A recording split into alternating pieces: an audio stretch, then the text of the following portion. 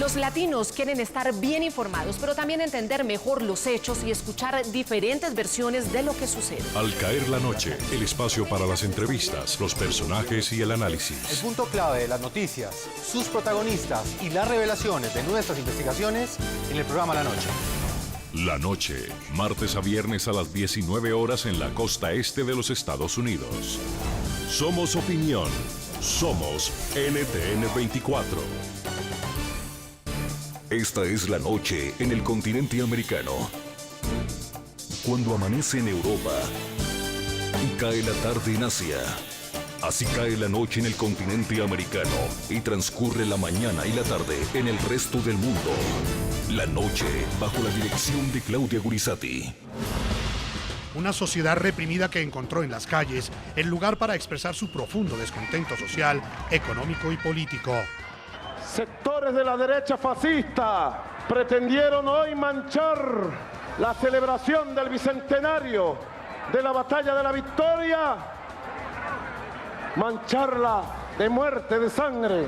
Protestas pacíficas lideradas por estudiantes que por exigir democracia despertaron la ira de un régimen que acudió a la violencia para silenciar sus voces. Uno de estos fascistas acaba de declarar que ellos van para la calle y no van a salir a la calle hasta que derroquen el gobierno de Nicolás Maduro. Medios de comunicación que fueron censurados por cumplir con su deber al informar al mundo sobre la brutal represión que sufrieron los manifestantes. Fuera del aire.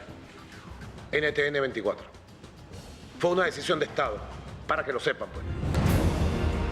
Hoy en el programa La Noche de NTN 24 presentamos el análisis de la situación que enfrenta la democracia en Venezuela 6 meses después del 12F. Gracias al silencio cómplice de la comunidad internacional, Nicolás Maduro logró desactivar el ímpetu de las protestas y pese al descontento expresado en las calles, el heredero del chavismo logró consolidarse en el poder utilizando la represión como su principal herramienta. Comienza La Noche, bajo la dirección de Claudia Gurizati. La Noche, bajo la dirección de Claudia Gurizati, enciende las luces para que usted vea el punto clave de la noticia. Soy Jefferson Beltrán, bienvenidos. La noticia: América Latina, testigo mudo y para algunos cómplice de la muerte lenta que experimenta la democracia en Venezuela.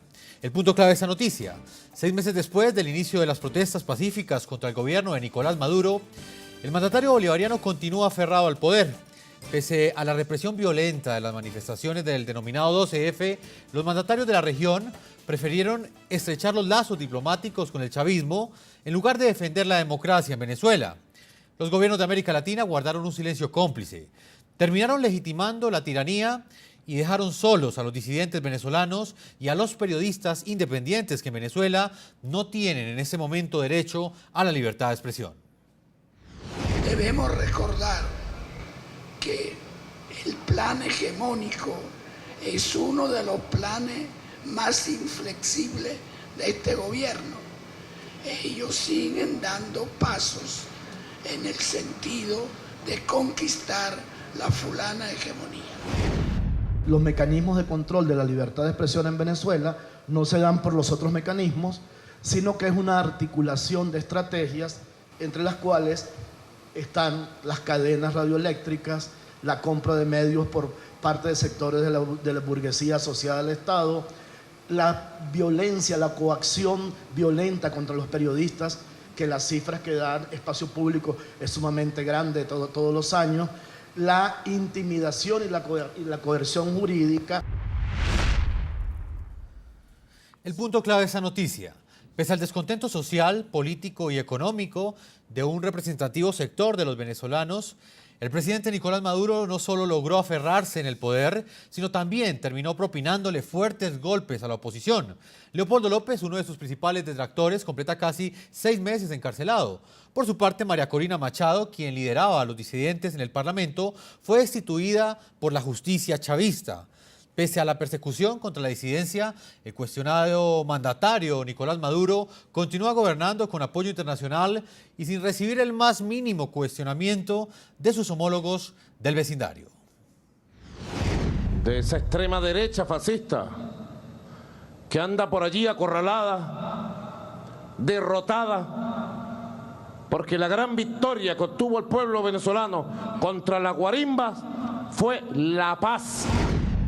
La intentona guarimbera golpista fue un golpe bajo a la paz de la República, que pretendió sustentar una campaña mundial para derrocar la revolución y para ponerle la mano a las riquezas de nuestra patria, para caotizarla, como han logrado en otras partes del mundo. Muy bien, en lugar de atender las demandas sociales de estudiantes y sectores de oposición, el presidente Nicolás Maduro no ha ahorrado esfuerzos durante los últimos 6 meses para fortalecer las acciones represivas.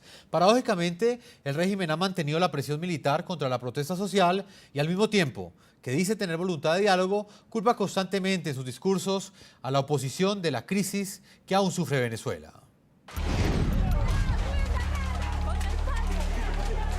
Las voces en pro de la democracia han retumbado en las calles de Venezuela durante 6 meses. La protesta social por los ataques a la disidencia política, por la inseguridad ciudadana, la alta inflación y la escasez alimentaria ha recibido como respuesta a la represión por parte del régimen y grupos afines al chavismo. Los reclamos de los estudiantes como cabeza visible en las movilizaciones y de los militantes de la oposición han contrastado con el silencio abrumador de la mayoría de los países latinoamericanos. Pocos en su momento se pronunciaron en defensa de la democracia en el país bolivariano. El gobierno de Chile condena categóricamente la violencia y lamenta profundamente las muertes que esa violencia ha ocasionado en Venezuela.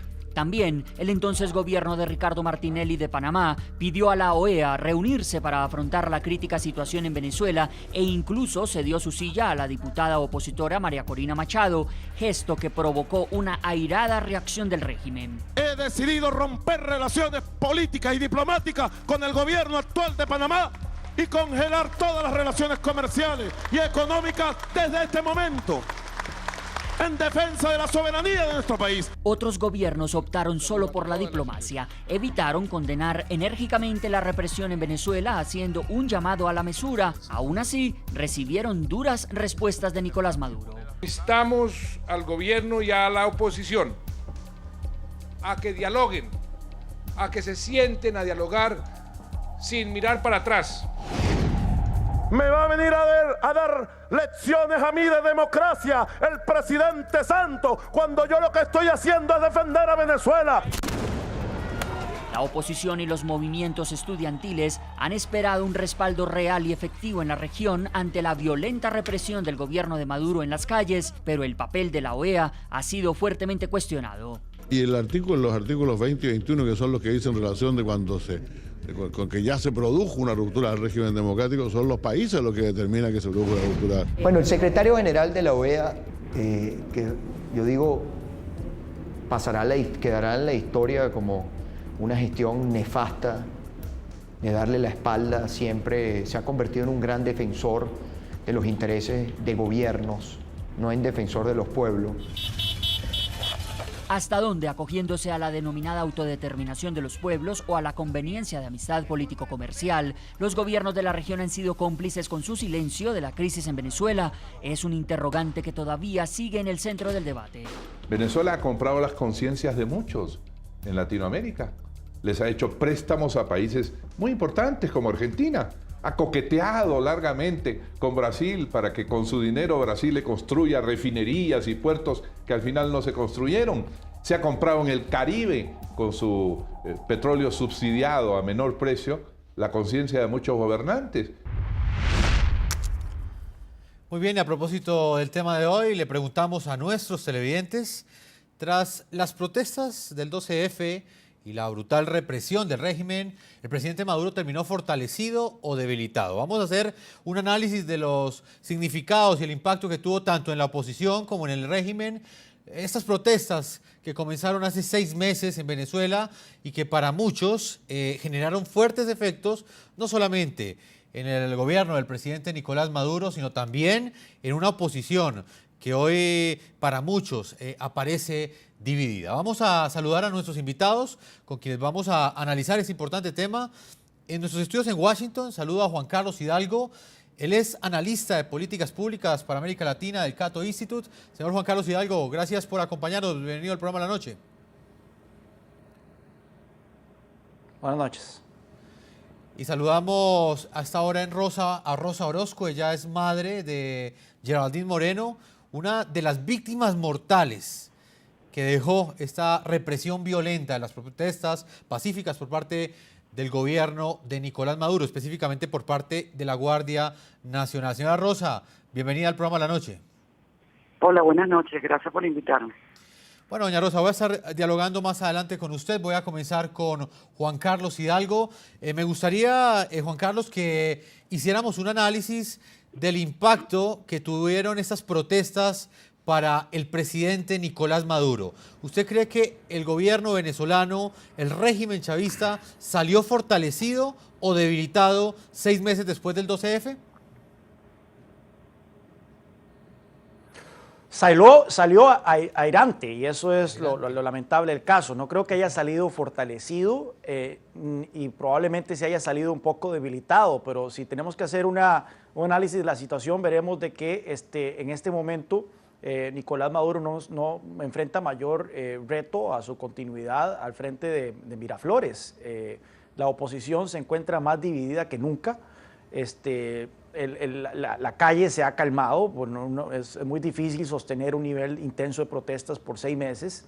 Y bueno, y a pesar de que se han visto algunas fracturas dentro del régimen, especialmente sobre el manejo económico que se le debe dar a Venezuela, efectivamente la situación puede decirse que se calmó y que el régimen de Nicolás Maduro salió airoso de esta situación que enfrentó. Hubo momentos durante las protestas donde sí se podría haber hablado de que la situación se le podía fácilmente salir de control y que la continuidad del régimen estaba en peligro. Sin embargo, vemos que se ha mantenido la unidad del chavismo, una unidad que es generada por los altos niveles de corrupción que tiene el gobierno y que hay un incentivo enorme para poner atrás cualquier diferencia interna que pueda haber dentro del chavismo con el fin de seguir exprimiendo los recursos públicos del Estado. Y una coyuntura externa también favorable para el gobierno venezolano. Recordemos que estas protestas estallan justo cuando está la crisis en Ucrania y por lo tanto la atención mundial estuvo muy enfocada primero en Ucrania, últimamente también en lo que ocurre en Irak, en lo que ocurre en Gaza, y por lo tanto no ha habido tanta atención mundial a lo que sucedía en Venezuela, mientras que en el vecindario, en América Latina, como ustedes bien señalaron, los gobiernos de la región, de una manera muy timorata algunos y otros de una manera más cómplice, guardaron un silencio sepulcral sobre lo que ocurría en Venezuela. Así que las circunstancias trabajaron a favor del régimen. Sí, las circunstancias trabajaron a favor del régimen y en este momento el régimen no es que se encuentre fortalecido, pero ha sobrevivido y eso es lo importante. Sí, claramente es un diagnóstico que parece latente en el continente americano. Usted tocaba un punto muy importante, Juan Carlos, y es el que tiene que ver con el papel o la responsabilidad que tiene la comunidad internacional, específicamente los gobernantes de nuestro continente, de América Latina, no solamente en que Nicolás Maduro saliera airoso de esta crisis que enfrentó, de esta crisis política que enfrentó hace 6 meses, sino también pues prácticamente en su consolidación. O sea, perdió la democracia con la actitud que tuvo la comunidad internacional. ¿Cree usted que la comunidad internacional actuó como debería actuar o debió haber hecho una defensa frontal de los derechos de la oposición en Venezuela, una defensa frontal de la democracia, en lugar pues de haber guardado silencio frente a esta situación?